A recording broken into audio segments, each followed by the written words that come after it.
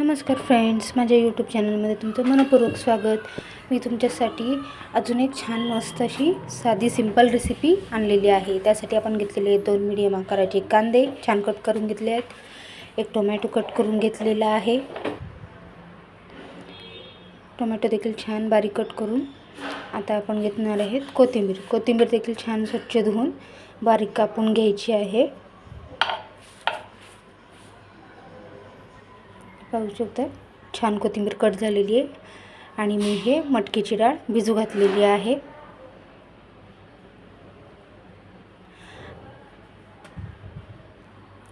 यामध्ये मी कांदा,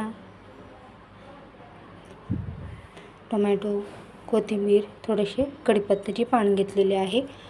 आता मी कढई गरम करण्यासाठी ठेवलेली आहे। त्यामध्ये टाकत आहे थोडंसं तेल, त्यामध्ये टाकत आहे 1 चमचा मोहरी,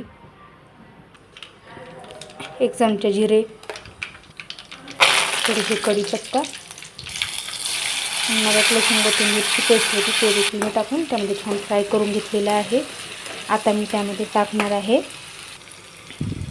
कांदा देखील त्यामध्ये छान असा परतून घ्यायचा आहे। कांद्याला चांगला गोल्डन कलरचा रंग येईपर्यंत खालीवर मस्त परतून घ्यायचा आहे। आता त्यामध्ये आपण टाकत आहोत टोमॅटो देखील सेम तीच प्रोसिजर छान थोडंसं गोल्डन होईपर्यंत म्हणजे थोडंसं मऊसर होईपर्यंत छान फ्राय करून घ्यायचं आहे।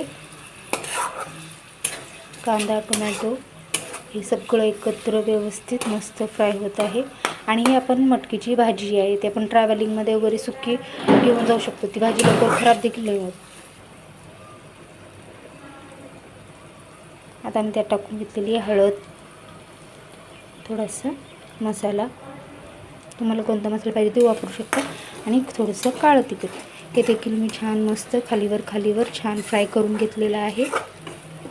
आणि त्या बघा त्याला थोडंसं पाणीसुद्धा सुटलेलं आहे। आता मध्ये मी भिजू घातलेली मटकीची डाळ त्यामध्ये टाकून घेणार आहे।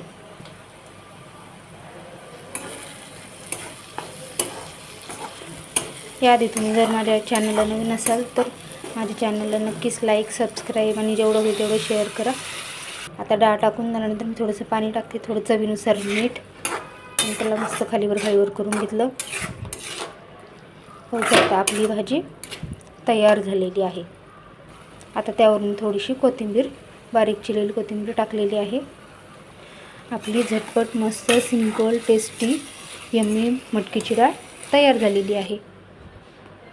तर चला पटपट चॅनलला सबस्क्राईब करून घ्या। थँक्यू।